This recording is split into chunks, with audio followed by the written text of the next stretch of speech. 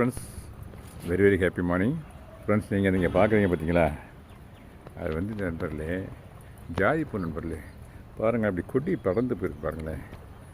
ஆமாம் நண்பர்கள், ரொம்ப அதிகமாக பறந்து வந்துடுச்சு பாருங்கள். இந்த மாதிரி கொடியை படர விட்டோம்னாக்கா பூக்கள் அவ்வளோ பூக்காது நண்பர்களே. தரையாக இருந்தால் நம்ம பந்தல் போட்டு விட்டுடலாம். இது கண்டெய்னரில் தானே இருக்குது, சத்து லிமிட்டட் சத்து தானே இருக்குது. நான் என்ன பண்ணணும்னா கண்டிப்பாக இந்த ப்ரூனிங் இஸ் இம்பார்ட்டன்ட் நண்பர்களே. வாங்க வீடியோக்குள்ளே போகலாம்.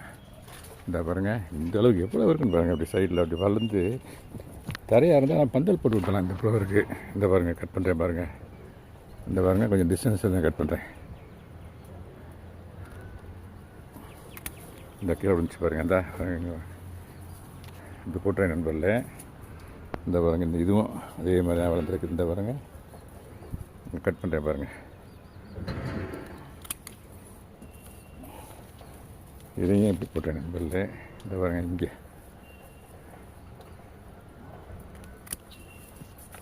மொத்தத்தில் கட் பண்ணிடுறேன் நண்பரில். எல்லாத்தையும் நான் அப்புறம் ஒன்றா காட்டுறேன் உங்களுக்கு.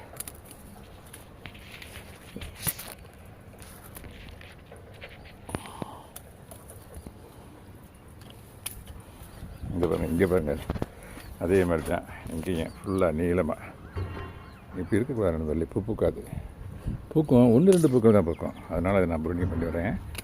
இங்கே பாருங்கள்.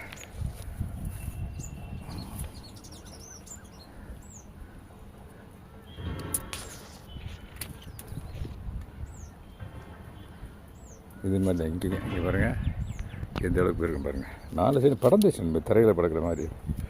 தரையாக இருந்துச்சுனாக்க நம்ம அவசியம் கிடையாது, ஏன்னா தரையில் அதுக்கு வேண்டி சத்தை எடுத்துக்கிறோம். இது மாடி தோட்டத்தில் அதுவும் ஒரு கண்டெய்னர் தான் வச்சுருக்கேன். அப்போ இது மூலம் என்ன சொல்கிறேன்னாக்க இந்த pruning is very very important. இங்கே மட்டும் இல்லை நண்பர்களே, தரையில் இருந்தால் கூட இந்த ப்ரூனிங் ரொம்ப ரொம்ப இம்பார்ட்டன்ட். இனிமேல் புதிய துளிர்கள் வந்து பூ நிறையா பூக்கும். நானும் ஒரு வாரமாக நினச்சிட்டு தான் இருக்கேன், டைம் இல்லை, அதனால் என்னால் பண்ண முடியல.